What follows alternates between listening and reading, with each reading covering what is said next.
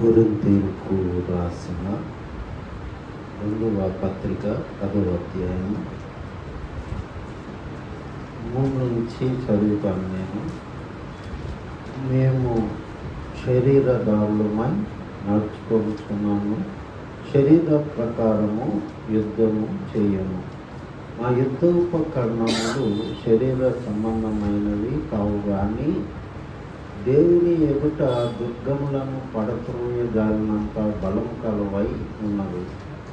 మేము వితర్కములను, దేవుని గూర్చిన జ్ఞానమును అడ్డగించు ప్రతి ఆటంకమును పడత్రోసి, ప్రతి ఆలోచనను క్రీస్తుకి లోబడినట్లు చెరపట్టి, మీరు సంపూర్ణ విధేయతను కనబరుచినప్పుడు సమస్తమైన అవిధేయకు ప్రతిదండన చేయ సిద్ధపడి ఉన్నాము.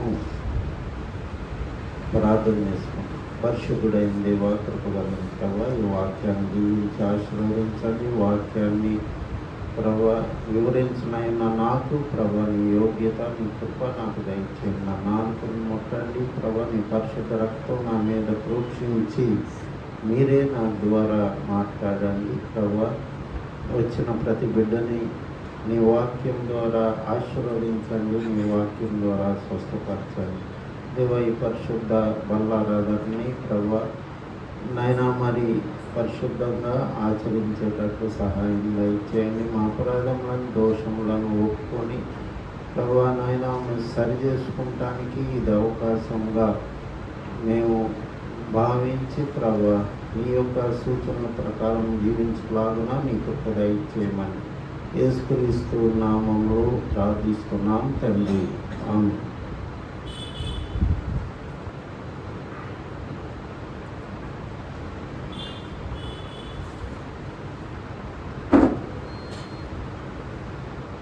ఇక్కడ పౌలు ఒక మాట, అపోస్తలుడు పరిశుద్ధుడైన పౌలు ఒక మాట ఇక్కడ రాస్తున్నాడు. ఏమంటే, మేము శరీరదారులమై నడుచుకొనుచున్నాము, శరీర ప్రకారము యుద్ధము చేయము. మా యుద్ధోపకరణములు శరీర సంబంధమైనవి కావు, కానీ దేవుని ఎదుట దుర్గములను పడత్రోయ జాలనంత బలము గలవై ఉన్నవి. ఏం చెప్తున్నాడంటే, మేము యుద్ధంలో ఉన్నాము అంటున్నాడు. రెండవదిగా ఆయన ఏం చెప్తున్నాడంటే, మా యుద్ధోపకరణములు కత్తి, కర్ర, తుపాకీ, లేకపోతే ఆటం బాంబు ఈ కాదు అని ఆయన చెప్తున్నాడు అన్న. మా యుద్ధోపకరణములు శరీర సంబంధమైనవి కాదు. కాబట్టి ఈ యొక్క లోకంలో మానవుని ఆత్మ కోసం యుద్ధం జరుగుతూ ఉంటుంది. అది మన కంటికి కనపడదు. ఎవరికి యుద్ధం జరుగుద్ది?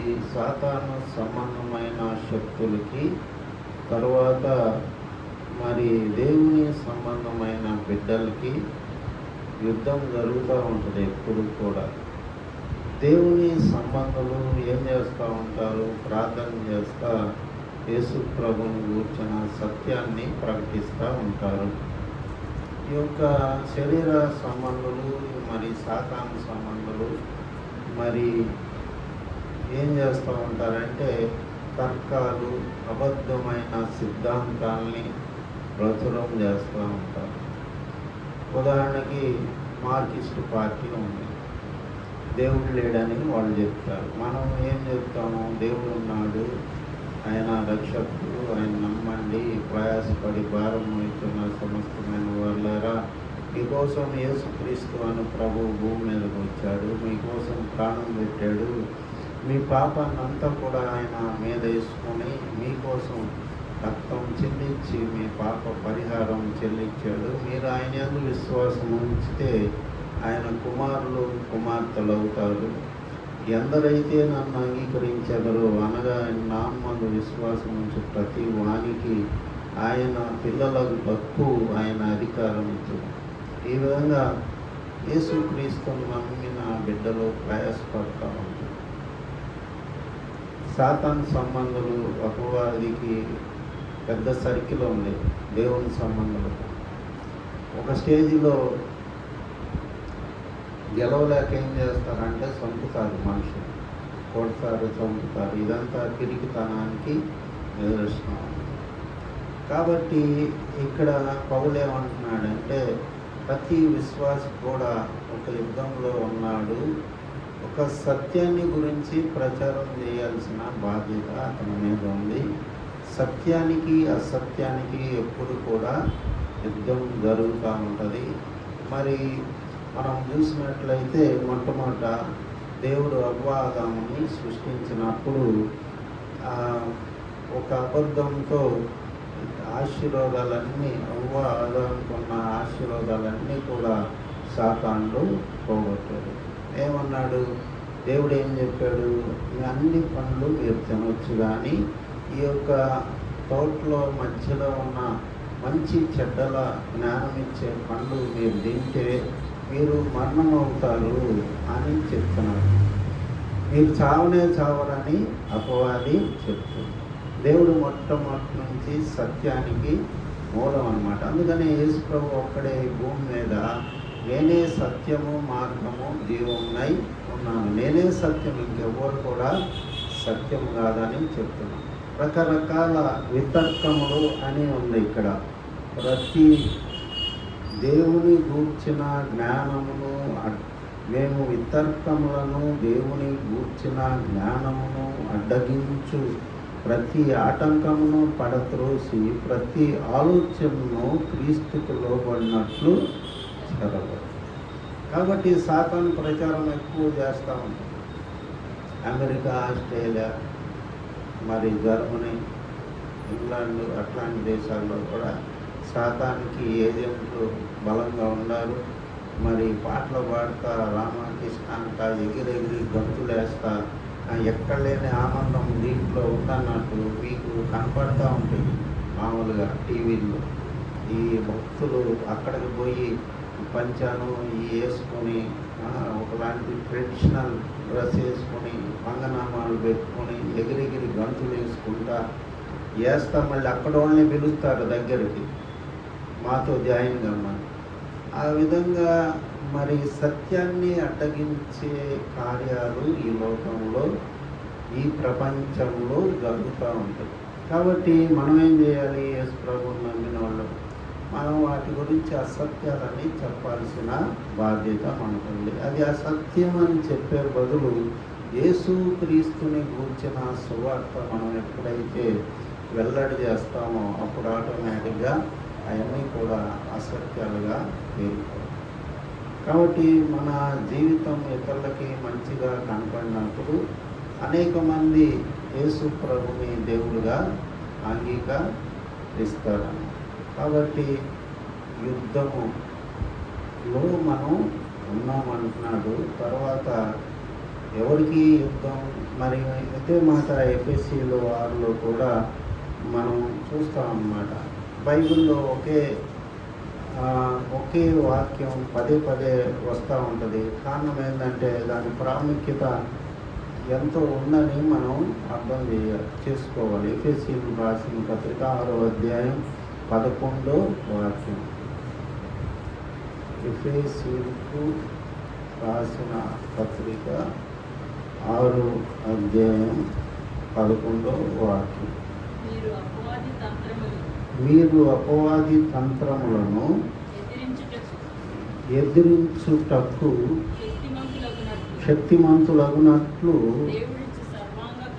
దేవుడిచ్చు సర్వాంగ కవచమును ధరించుకోండి. ఏలయనగా మనం పోరాడినది శరీరంతో కాదు, కానీ ప్రధానంతో, అధికారులతో, ప్రస్తుత అంధకార సంబంధులకు, లోకనాథులతోనూ, ఆకాశ మండలమందున్న దురాత్మల సమూహములతోనూ పోరాడుచున్నాం. కాబట్టి అపోస్తలుడైన పౌలు పదే పదే యుద్ధం అంటున్నాడు, పోరాటం అంటున్నాడు. ఆయన విస్తారమైన సేవ చేశాడు కాబట్టి ఆ పోరాటాలు ఆయన ఎదుర్కొన్నాడు. ఎక్స్పీరియన్స్తో చెప్తున్నాడు.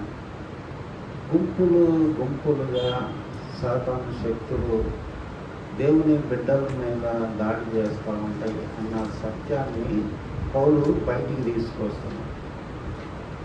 ఆయన ఏమంటున్నాడు, నా శరీరంలో ఒక ముళ్ళు ఉంది, నేను ముమ్మారు ప్రభువుని వేడుకున్నాను. మరి అది ప్రభు ఏమన్నాడు, కొరింథీయులకు రాసిన 2వ పత్రిక 12వ అధ్యాయంలో 7వ వాక్యం అనుకుంటా. కొరింథీయులకు రాసిన పత్రిక 2వ పత్రిక 12వ అధ్యాయం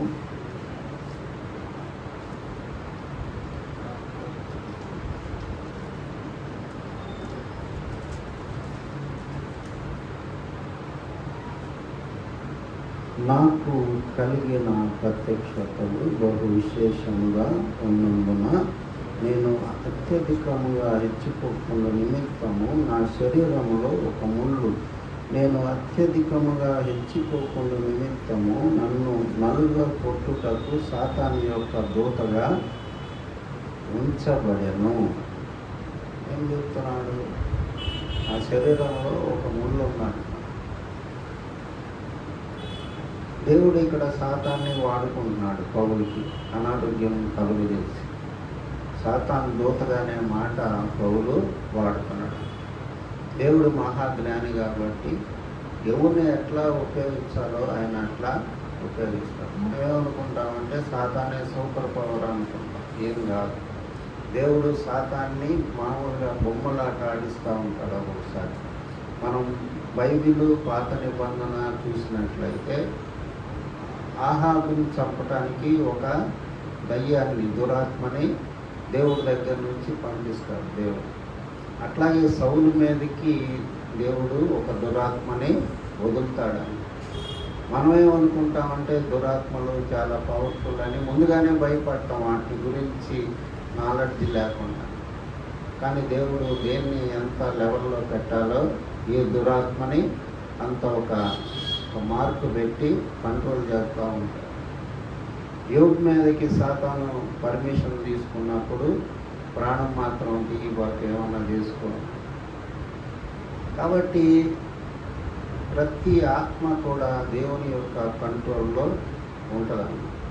అయితే మనం ఈ యొక్క దుష్టత్వాన్ని ఇష్టపడినప్పుడు, మనం చెడుగుని ఇష్టపడినప్పుడు దేవుడు ఏమీ చేయలేడు, మనకేం సహాయము చేయలేడు. ఉదాహరణకి సొదొమ గొమొర్రాలో అక్కడ ఉన్న ప్రజలు అందరూ కూడా దేవుని స్వరూపంలో, దేవుని పోలికలో సృష్టించబడినోళ్ళు.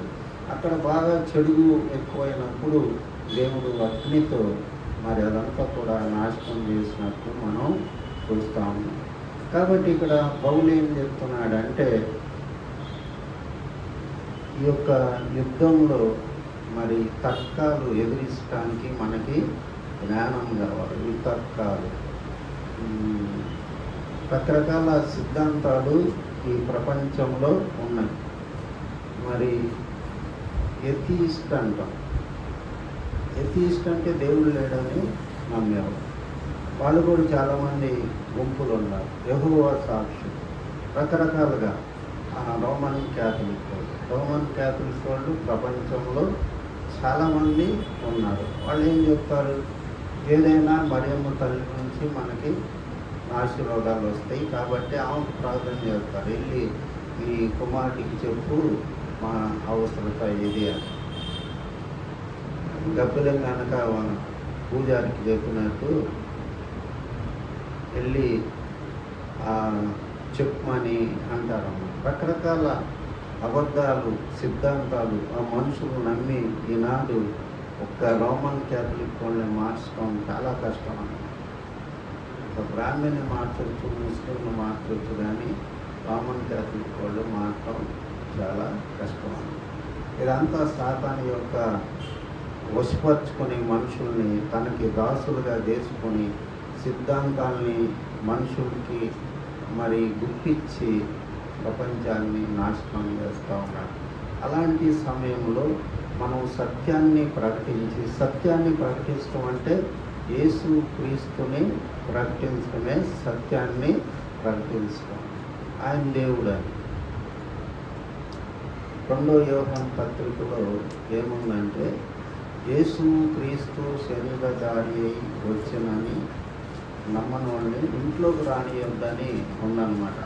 ఒక్కొక్క సిద్ధాంతంలో అంత ప్రమాదం ఉంది కాబట్టి మరి యోహాను భక్తుడు, యోహాను ప్రియమైన శిష్యుడు యేసు ప్రభుకి 2వ యోహాను పత్రికలో మనం ఏం చూస్తామంటే, చదవండి. ఎవడైనాను ఈ బోధను తేక మీ యొద్దకు వచ్చిన ఎడ్ల వారిని మీ ఇంట చేర్చుకొనవద్దు. శుభమని వారితో చెప్పనవద్దు. శుభమని వానితో చెప్పువాడు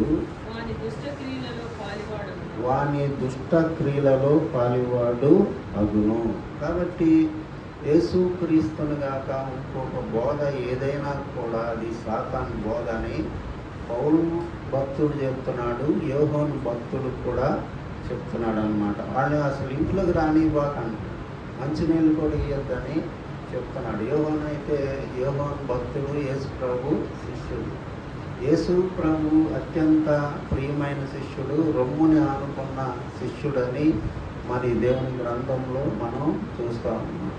కాబట్టి యోహాను భక్తుడైతే ఏమన్నాడు, వాళ్ళని యేసు ప్రభు శరీరధారి అయి వచ్చనని అంగీకరించకపోతే ఎవరైనా యేసు ప్రభు దేవుడని తండ్రిని కుమారుని అంగీకరించని వాడు, క్రీస్తు యందు నిలిచి ఉండగా దాన్ని విడిచి ముందుకు సాగు ప్రతివాడును దేవుని అంగీకరింపని వాడు. ఆ బోధ యందు నిలిచి ఉన్నవాడు తండ్రిని కుమారుని అంగీకరించు వాడు. ఎవడైనాను ఈ బోధను తేక మీ యొక్కకు వచ్చిన ఎడ్ల వాణ్ణి మీ ఇంట చేర్చుకొనవద్దు. శుభమని వానితో చెప్పవద్దు. శుభమని వానితో చెప్పువాడు వాని దుష్ట క్రియలలో పాలివాడు అగును.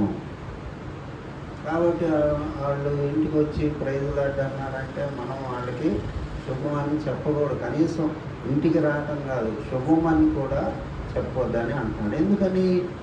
దాంట్లో చాలా ప్రమాదం ఉందని మరి చెప్తున్నాను. రకరకాల కొత్త బోధలు ఇప్పుడు వస్తున్నాయి, మనకు తెలియదు, చాలా ఉన్నాయి. మరి అవన్నీ కూడా అంత్యకాలంలో విశ్వాసుల్ని పడగొట్టి క్రీస్తు విరోధికి సపోర్టుగా ఈ యొక్క ప్రపంచంలో జరుగుతూ ఉంటుంది. అందుకనే యేసు ప్రభు అంటాడు, ఈ మాట నేను ఎప్పుడు మర్చిపోను, అనేకసార్లు చెప్తాను, మనిషి కుమారుడు భూమి మీద వచ్చే సమయానికి విశ్వాసము కనుగొన్నా అంటాడన్నమాట. అంటే అర్థమైంది, ఎవడు బోధాలు చేసుకుంటూ ఉంటాడు. ఒకడు మరియమ్మ తల్లి అంటాడు, ఒకడు యెహోవా సాక్షులు అంటాడు, ఒకడు చర్చ్ ఆఫ్ క్రైస్ట్ అంటాడు, రకరకాలుగా క్రిస్టమస్ 25 ఉండేంటి, లేకపోతే సెవెంత్ డే అంటే ఏంటి? శనివారమే యేసు ప్రభు. వాళ్ళకి శనివారం యేసు ప్రభు అన్నమాట. వాళ్ళు యేసు ప్రభు కంటే కూడా శనివారానికి ఎక్కువ ప్రాధాన్యత ఇస్తారు. ఇవన్నీ కూడా ఈ అంత్యకాలంలో మనం గమనించుకోవాలి. కాబట్టి ఇక్కడ రక్షణ పొందిన ప్రతి దేవుని బిడ్డ సత్యాన్ని గూర్చిన ప్రకటించాల్సిన బాధ్యత వాళ్ళ మీద దేవుడు పెట్టాడు. యేసు ప్రభు శిష్యులు కూడా చనిపోయేటప్పుడు ఏం చెప్పాడు? సర్వలోకానికి వెళ్ళి మీరు సువార్తని ప్రకటించండి అని చెప్పాడు. సువార్త అంటే ఏంటి? సత్యం అన్నమాట. గాస్పల్, గుడ్ న్యూస్ మీరు ప్రకటించండి అని చెప్పాడు. కాబట్టి మనం రక్షణ పొందాం, మారు మనసు పొందాం, రొట్టె ద్రాక్ష రసంలో పాల్గొంటున్నాం, ఇంటికి వెళ్ళిపోతున్నాం. కానీ లోకంలో జరిగే పరిణామాల మీద మనం దృష్టి పెట్టలేదు. ఎన్నో సిద్ధాంతం. కాబట్టి ఈనాడు కమ్యూనిజాన్ని దేవుడు ముక్కలు చేశాడు. ఎందుకని? అది దేవునికి అడ్డంగా ఉందని, ఆయనకి విరోధమైన ఏ ఆయుధము వర్దిల్లదని బైబిల్లో ఉందన్నమాట. కాబట్టి ఆ పని దేవుడు ఎవరి ద్వారా జరిగిస్తాడు? దేవుని బిడ్డల ద్వారా ఆ పని జరిగిస్తాడు. కాబట్టి ఇక్కడ మా యొక్క ఆయుధాలు శరీర సంబంధమైనవి కాదు అంటున్నాడు. మనం ఇండైరెక్ట్ వార్లో ఉన్నాం. ఇప్పుడు ఇజ్రాయెల్ వారి గురించి మరి జో ప్రార్థన చేశాడు, చాలా నష్టం కలుగుతుంది, చనిపోతున్నారు, అది ఇది. ఆ వారు కాదు దేవుడు మనతో చెప్పేది.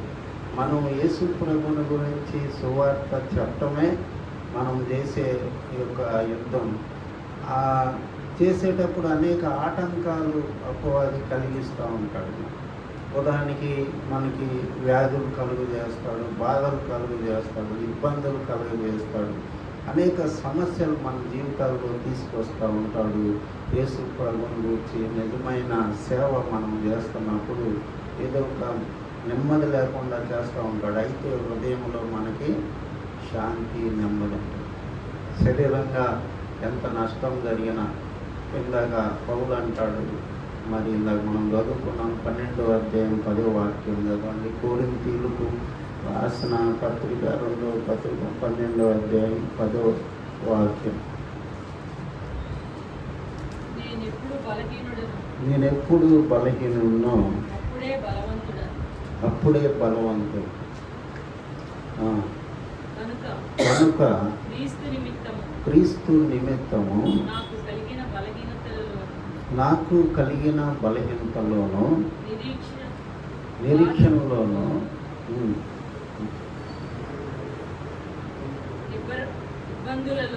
ఇబ్బందుల్లోను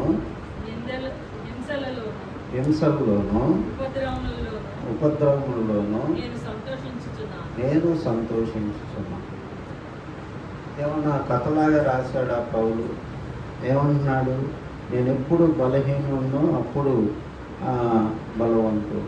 కనుక క్రీస్తు నిమిత్తం నాకు కలిగిన బలహీనతల్లోనూ, నిందల్లోనూ, ఇబ్బందుల్లోనూ, హింసల్లోనూ, ఉపద్రవంలోనూ నేను సంతోషించుతున్నాను. ఎలాగ సంతోషిస్తున్నాడు?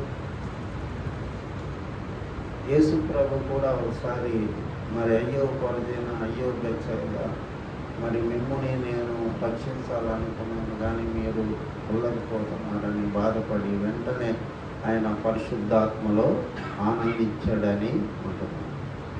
కాబట్టి ఆత్మలో ఆనందం వేరు, శరీరంలో ఆనందం. ప్రభు నిమిత్తం ప్రయాసపడుతున్నప్పుడు ఆత్మలో ఎంతో ఆనందం అనుభవించబట్టి అనేక మంది హర్షాక్షులు అవటానికి ఇష్టపడతారు. ప్రాణాన్ని లెక్కదేయరాదు.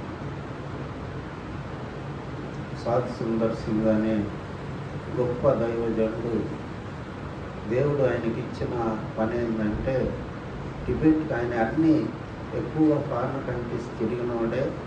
మరి ఆ రోజుల్లో షిప్పుల్లో బహుశా ప్రయాణం చేసి ఉంటాడేమో. టిబెట్కి మాత్రం కాలినడకే ఉంది మార్గం. ఆ రోజు కాలినడకన టిబెట్ వెళ్ళి అక్కడ సువార్త చెప్పే పని దేవుడు బాధ్యత, దేవుడు ఆయనకు అప్పగించినప్పుడు చివరికి ఆయన ఏమైపోయాడో తెలియని పరిస్థితుల్లో ఆయన చనిపోయాడు. ఇప్పటికి ఆయన ఎక్కడ చనిపోయాడు అనేది ఎవరికి తెలియదు.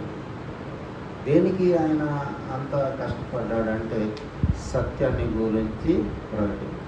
ఒకసారి ఆయన్ని వాళ్ళందరూ లామాలు అంటారు, అక్కడ టిబెట్లో లామాలు అంటారు, బౌద్ధ గురువుల్ని లామాలు అంటారు.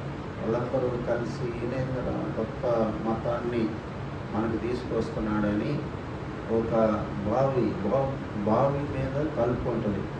నేరం చేసిన వాడిని, మతపరమైన నేరం చేసిన వాడిని దాంట్లో వేస్తారు. దాంట్లో వేసి పైన మూత వేసి తాళం వేసి మరి చనిపోయాడు అనుకుంటే మళ్ళీ ఉదయాన్నే ఆయన కనపడి ప్రసంగం చేస్తున్నాడు. కారణం ఏంటంటే రాత్రి ఒక గొప్ప వ్యక్తి వచ్చి, బలమైన వ్యక్తి ఆయన బయటికి తీసాడని ఆయన చరిత్రలో రాయబడి ఉన్నాను. ఒక చోట గొప్ప నది అడ్డం వస్తే ఒక ఎత్తైన మనిషి వచ్చి సాద్ సుందర్ సింగ్ని భుజం మీద ఎక్కించుకునే అవతలకి తీసుకెళ్ళినట్టు కూడా మనం చూస్తాం. కాబట్టి మనం చేసే ప్రయాసలో దేవుడు మనకి సహాయపడతాడనే సంగతి మనం మర్చిపోకూడదు. పౌలు చెప్తాడు, ఎల్లప్పుడూ ప్రభువునందు ఆనందించు. నేను మరలా చెప్పులను, ప్రభువునందు ఆనందించు. ప్రతి విషయంలో ఆయనకి మీరు విజ్ఞాపన ప్రార్థన చేయండి.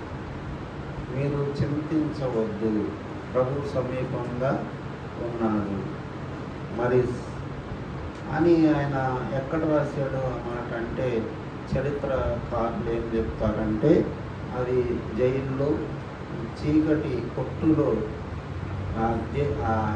ఎఫెసీ పత్రిక, ఫిలిప్పీలకు రాసిన పత్రిక, కొలసీలకు రాసిన పత్రిక ఇవన్నీ కూడా ఆయన రాశాడని చెప్తారు. కాబట్టి ఆయన ఎలా చెప్పగలిగాడు? ఎల్లప్పుడూ ప్రభువునందు ఆనందం, వాసన గాలి రాదు, తిండి సరిగ్గా లేదు, అలాంటి దాంట్లో ఒక అద్భుతమైన ఆత్మ ఆవేశంతో పరిశుద్ధాత్మనందరి ఆనందంతో ఆయన రాశాడు. అట్లాంటి ఎక్స్పీరియన్స్ బహుశా అందరికీ ఉన్నదేమో. మరి అది మనకి ఎందుకు రాయబడి ఉందంటే మనల్ని ప్రోత్సాహపరచడానికి ఆ విధంగా దేవుని వాక్యంలో రాయబడి ఉన్నాం. కాబట్టి మన మనస్సులు ఎప్పుడు కూడా కంట్రోల్లో మనం పెట్టుకోవాలి. క్రీస్తు యేసునకు కలిగిన మనసు మీరు కలిగి ఉన్నాం. ఎట్లా వస్తుంది మనకి క్రీస్తు యేసుని కలిగిన మనసు ఎట్లా వస్తుంది? క్రీస్తుని మనం కలిగి ఉంటే క్రీస్తు యేసుని కూర్చిన మనసు మనకి వస్తుంది. క్రీస్తు యేసు లేకుండా క్రీస్తు యేసునకు కలిగిన మనసు మనకి రాదు.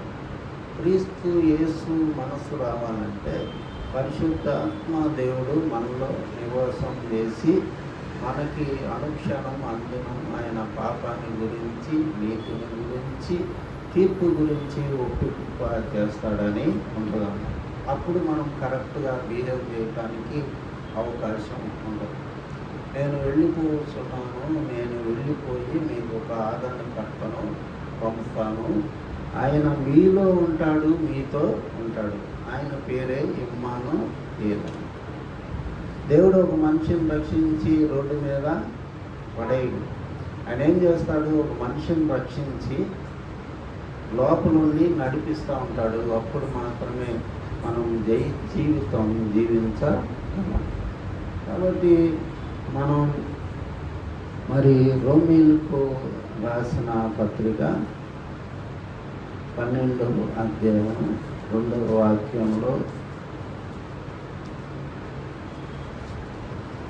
మనం ఈ యుద్ధం చేయాలంటే మనం మనసులు మారి నూతన పరచబడతా ఉండాలి. అనుదినం కూడా మనం రెన్యూ అవుతూ ఉండాలి దేవుని యొక్క ఆత్మలో. 12వ అధ్యాయం 2వ వాక్యం, మీరు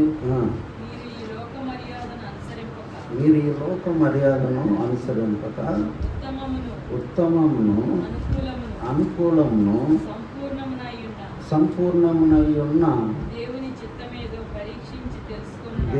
చిత్తమేదో పరీక్షించి తెలుసుకున్నట్లు మీ మనస్సు మారి నూతన మనుట వలన రూపాంతరము పొందుడి.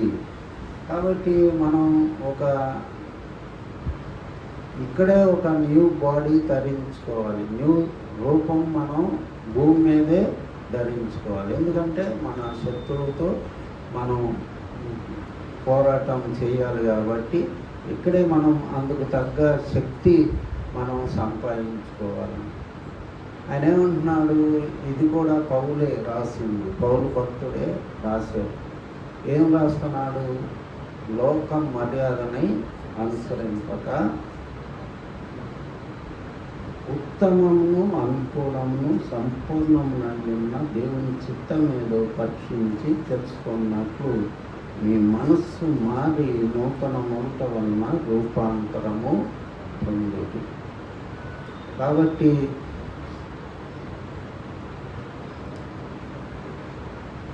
మనం we have to acquire the strength, spiritual strength in this world itself. అప్పుడే కానీ మనం పోరాటానికి సిద్ధంగా ఉన్నాం. ఉదాహరణకి ఒక యుద్ధంలో పోరాడాలంటే మనిషికి ఎంతో ట్రైనింగ్ ఉంటుంది. మిలిటరీ వాళ్ళని మరి 4 గంటలకి లేపి టీ ఇచ్చి ఎంతో ఎక్సర్సైజ్ డ్రిల్లు నేర్పించి తర్వాత ఈ యొక్క how to operate machine guns, రకరకాల వెపన్స్ గురించిన వాళ్ళకి నాలెడ్జ్ ఉంటుంది అన్నమాట. అట్లాగే మనం పోరాడినది దురాత్మలతో కాబట్టి మనకి యొక్క దేవుని వాక్యంతో మనం నింపుకున్నప్పుడు దేవుని శక్తి మనం పొందుకుంటాం. దేవుడు మనం సరి చేస్తూ ఉంటాడు, శక్తితో నింపుతూ ఉంటాడు. యేసు ప్రభువుని గురించి కొలతలేని ఆత్మతో ఆయన్ని మరి తండ్రి అయిన దేవుడు నింపాడని ఉంటుందన్నమాట.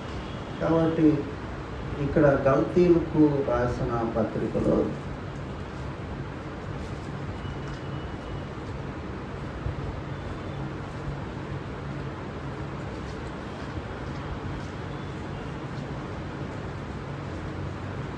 మొట్టమొదట 3వ వాక్యం చదువుగా, 3వ అధ్యాయం 3వ వాక్యం. మీరింత అవివేకులైతిరా, మొదట ఆత్మానుసారంగా ఆరంభించి ఇప్పుడు శరీరానుసారంగా పరిపూర్ణులు అగుదురా. మొదట ఆత్మానుసారంగా మీ జీవితాన్ని ఆరంభించారు, ఇప్పుడు శరీరానుసారంగా మారిపోయారు అని గల్తీలకు పౌలు చెప్తున్నాడు అన్నమాట. మీరు ఎట్లాగా పరిపూర్ణులు అవుతారు అని ఒక ప్రశ్న ఆయన వేస్తున్నాడు. కాబట్టి ఆత్మానుసారులు శరీరానుసారులుగా మారటానికి ఎక్కువగా అవకాశం ఉందన్నమాట. తర్వాత మనం చూసినట్లయితే 5వ అధ్యాయం 17 వాక్యంలో 16-17 వాక్యములో, నేను చెప్పుకున్నదేమనగా ఆత్మానుసారంగా నడుచుకోండి, అప్పుడు మీరు శరీరేచ్ఛను నెరవేర్చరు. శరీరము ఆత్మకును, ఆత్మ శరీరమునకు విరోధంగా ప్రేక్షించును. ఇవి ఒకదానికొకటి వ్యతిరేకంగా ఉన్నవి గనుక మీరేమి చేయనిచ్చేందురో వాటిని చేయకుందురు. కాబట్టి ఇక్కడ మొదట మన ఇంటర్నల్ వార్లో మనం సక్సెస్ కావాలని, ఆత్మ శరీరానికి, శరీరం ఆత్మకి ఎప్పుడు కూడా విరోధముగా ఉంటాయని ఇక్కడ పౌలు భక్తుడు రాస్తున్నాడు.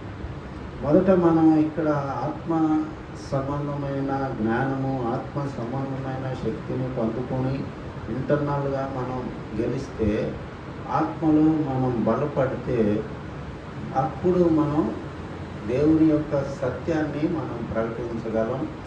దేవుని యొక్క మరి వితర్కములను లేకపోతే అన్నీ కూడా పడవేసి ప్రతి ఆత్మను చెరపట్టి దేవునికి అప్పగిస్తానని పౌలు చెప్తున్నాడు. అలాంటి శక్తిని పొందుకుంటే కానీ మనం మరి యొక్క దుష్ట శక్తుల్ని మనం జయించలేము. ఇక్కడ ఇంకొక మాట కూడా ఉంటుంది 24వ వాక్యంలో, క్రీస్తు యేసు సంబంధులు శరీరమును దాని ఇచ్చలతోనూ దురాశలతోనూ సిలివేసి ఉన్నారు. ఎంతగా శరీరాన్ని మనం దూరం పెడతామో అంతగా ఆత్మలో మనం బలపడతాం. అప్పుడు మాత్రమే మా యొక్క ఈ యొక్క యుద్ధోపకరణములు శరీర సంబంధమైనవి కాదు, ఆత్మ సంబంధమైనవని పౌలు చెప్తున్నారు. కాబట్టి ఇదంతా మనకి గ్రహింపు కలిగి ఉండాలి. రోమేలకు రాసిన పత్రిక 8వ అధ్యాయంలో 6-7 వాక్యంలో మరి ఆత్మానుసారమైన మనసు జీవమును సమాధానమై ఉన్నది, ఎలయనగా శరీరానుసారమైన మనసు దేవునికి విరోధమై ఉన్నది. కాబట్టి మనం శరీరానికి సంబంధమైన మనసులు మనం మళ్ళీ ఇటు మారితే అది దేవునికి విరోధంగా మనమే అవుతాము. దేవునికి విరోధంగా మనమే అయితే అది చాలా మరి దుఃఖకరమైన పరిస్థితి. కాబట్టి దేవుడు మనకు రక్షణ ఇచ్చాడు. మరి ఉచితమైన రక్షణ ఇచ్చి దేవుడు మనల్ని తన రాజ్యం కట్టడానికి ఉపయోగించుకోవాలని ఆశిస్తున్నాడు. సర్వలోకానికి వెళ్ళి సువార్త ప్రకటించమంటే అదే దాని యొక్క అర్థం. కాబట్టి మరి మనం ఎంతగా ఈ సత్యమైన యుద్ధంలో పాల్గొంటున్నాం, ఆత్మ సంబంధమైన యుద్ధంలో మనం పాల్గొంటాం. ఎప్పుడైతే నువ్వు సువార్త ఒక అన్యుడికి చెప్తావో అప్పుడే నీకు ఒక కష్టం మొదలవుతాను. అది రాను రాను ఏమైపోతుందంటే దేవుడు మనల్ని బలపరిచే పొంది అవి మనల్ని దుష్ట శక్తులు మనల్ని ఏమి కూడా చేయలేవు. ఫస్ట్లో అటాక్ ఉంటుంది. ఫస్ట్లో దేవుని సేవకుడికి బాగా సమస్యలు వస్తాయి, పోరాటాలు వస్తాయి, నష్టాలు జరుగుతాయి. కానీ రాను రాను దేవుణ్ణి సేవకుడిని దేవుడు బలవంతపరిచి తన ఆత్మతో నింపి ఒక దయ్యం పట్టినోడు ఒక దేవుని సేవకుడిని చూసి ఏమంటున్నాడంటే, అరే నేను ఇప్పుడు ఏం చేయలేనురా, నేను ఇప్పుడు చాలా ఎత్తుకి ఎదిగిపోయావు నువ్వు అని మరి ఒక దయ్యం పట్టినోడు ఒక దేవుని సేవకుడిని గురించి చెప్తున్నాడు. ఇప్పుడు నేనేం చేయలేనురా నేను, ఎందుకంటే నువ్వు ఎంతో ఎత్తుకి ఎదిగి.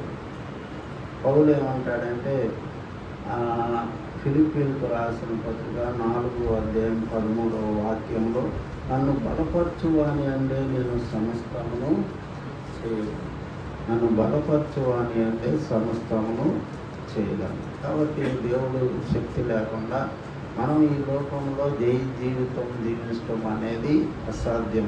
అందుకనే జయించువాన్ని మరి నేను జయించి నా తండ్రి సింహాసనము నందు కూర్చుండిన ప్రకారం జయించువాన్ని నా సింహాసనమందు కూర్చుండబెట్టెదనని ప్రకటన గ్రంథం 3 చివరి వాక్యంలో మనం చూస్తాం. కాబట్టి మనం ప్రతి విశ్వాసి కూడా ఒక కనబడిన యుద్ధంలో సాగిపోతా ఉంటాడన్నమాట. ఎప్పుడు పడిపోతాడు? లోకానికి మనం అప్పచెప్పినప్పుడు, మన శరీరాన్ని మనసుని అప్పగించినప్పుడు మనం పడిపోతాం, భ్రష్టులం అయిపోతాం. ఏంటి ఇంత అసహ్యంగా ఉన్నాడు? మరి ఒక పాస్టర్ గారు ఒక్కొక్కరు మరి మంచిగా విశ్వాస జీవితం మొదలుపెట్టిన వాళ్ళు పెద్ద వ్యభిచారులుగా లేకపోతే దొంగలుగా కబ్జాదారులుగా తయారయ్యేది. ఎందుకంటే మరి సాతాను పూర్తిగా అతన్ని స్వాధీనపరచుకుంటాడు. కాబట్టి దేవుడు ఏం చెప్తున్నాడు? మీరు ఖడ్గం తీసుకొని మీరు వెళ్ళమంటున్నాడు యుద్ధానికి. విశ్వాసం వాక్యం అనే ఖడ్గం తీసుకొని. కాబట్టి ఇవన్నీ కూడా మన మీద దేవుడు పెట్టాడు. మనం మరి యొక్క బలలో పాల్గొన్న ప్రతి ఒక్కళ్ళు కూడా మనం దేవుని కుమారులం, దేవుని రక్తంతో కడగబడిన వాళ్ళం, దేవుని యుద్ధంలో మనం పాల్గొనే వాళ్ళం అనే యొక్క కాన్షియస్నెస్ అనేది మనకి ఉండాలి.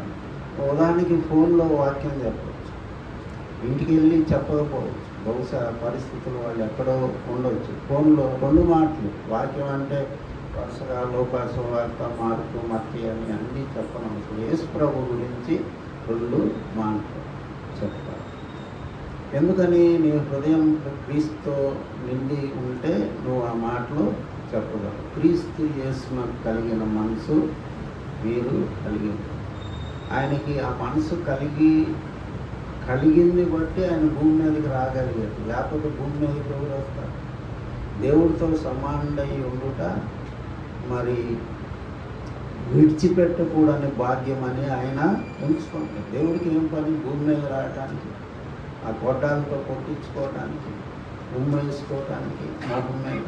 కాబట్టి అలాంటి మనసు మనకు ఉంటే మనం ఎన్నో గొప్ప కార్యాలు మనం లోకంలో చేయగలం. అందుకనే ప్రతి మోకాలు ఆయన నామం నందు ఒప్పుకున్నట్లు, ప్రతి నాలుక యేసు క్రీస్తు ప్రభు అని ఒప్పుకున్నట్లు తండ్రి అయిన దేవుడు చేశాడని మనం అక్కడ చూస్తూ ఉన్నాం.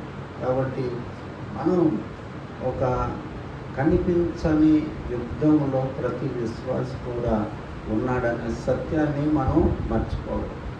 ఆచార భక్తి మనకి పనికిరాదన్నమాట. ఒక్క విశ్వాసం కూడా ఒక్క పాపికి కూడా మనం సువార్తని చెప్పలేము. కాబట్టి లోకంలో ప్రపంచంలో జరిగే యుద్ధం ఏంటంటే సత్యానికి అసత్యానికి మధ్య యుద్ధం జరుగుతుంది. సాతానుడు అబద్ధికుడు అన్నమాట. సత్యాన్ని అబద్ధం చేస్తాడు. యేసు ప్రభు ఎక్కడ ఉన్నాడు అంటారు. యేసు ప్రభు దేవుడు గాడు అంటారు. ఆయన యెహోవా దేవుడు అంటారు. తర్వాత కొంతమంది ఏమంటారు పరిశుద్ధాత్మే దేవుడు, యేసు ప్రభు దేవుడు గారు. రకరకాల వితర్కాలని అడ్డగించు శక్తుల్ని ఎదుర్కొనే పరిస్థితిలో మనం ఉండాలని పౌలు మనకి చెప్తున్నాడు. అందుకని ఏమంటాడు, మా యుద్ధోపకరణములు శరీర సంబంధమైనవి కాదు. నేను ఎప్పుడు కూడా ఒక బుక్ గురించి మీకు చెప్తాను, హోలీ వార్ అని. ఆయనలో జాన్ బనియన్ అనే ఆయన ఏం రాశాడంటే, చివరిగా మనం ఈ యొక్క విషయాన్ని మాట్లాడుకొని ముగించుకుంటాం. జాన్ బనియన్ అనే ఆయన ఒక పుస్తకం రాశాడు, హోలీ వార్ అని.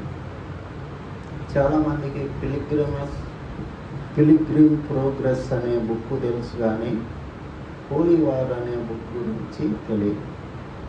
మానవుడిని, ఒక మానవ హృదయాన్ని ఒక రాజ్యంగా ఆయన రాశాడు. మానవ హృదయాన్ని సాతానుడు దోచుకుంటాడు. పరలోకంలో చాలా మీటింగ్ జరిగి అందరూ బాధపడుతూ ఉంటారు. మానవ హృదయమే దేవుని రాజ్యం. మానవ హృదయాన్ని సాతానుడు దోచుకుంటాడు. దోచుకొని అక్కడ మీటింగ్ జరుగుద్ది. మరి మన రాజ్యాన్ని తీసుకురావడానికి ఎవరు వెళ్తారు అని తండ్రి అయిన దేవుడు అక్కడ ఆ సమావేశంలో అడుగుతాడు. అప్పుడు యేసు ప్రభు నేను వెళ్తానంటాడు. నీ దగ్గర ఏముండయి యుద్ధోపకరణాలు అని అక్కడ వాళ్ళు ఆయన్ని అడుగుతారు. అడిగినప్పుడు ఆయన ఏం చెప్తాడంటే, నా దగ్గర ప్రేమ, దయ, కనికరం, త్యాగం ఇవన్నీతో నేను వెళ్ళి గ్యారంటీగా నా పోయిన ఆ హృదయాన్ని మళ్ళీ నేను జయిస్తానన్నాడు. జయించాడా లేదా యేసు ప్రభు? ఎంతమంది పాపాత్ముల్ని, తాగుబోతులు, వ్యభిచారులు, హోమోసెక్స్ ఈ యొక్క వాళ్ళని యేసు ప్రభు మరి మారి ముస్లిం టెర్రరిస్టులేంది, పూజారులేంది, ఎంతమందిని యేసు ప్రభు భూమి మీదకి వచ్చి మార్చాడంటే, ఆయన యుద్ధోపకరణాలు ఏంటి? ప్రేమ, త్యాగము, సాత్వికము, తగ్గింపుతనం ఇవన్నీ కూడా ఈ ఆయుధాలతో ఆయన భూమి మీద వచ్చి భూమిని తల్లకిందులు చేశాడు.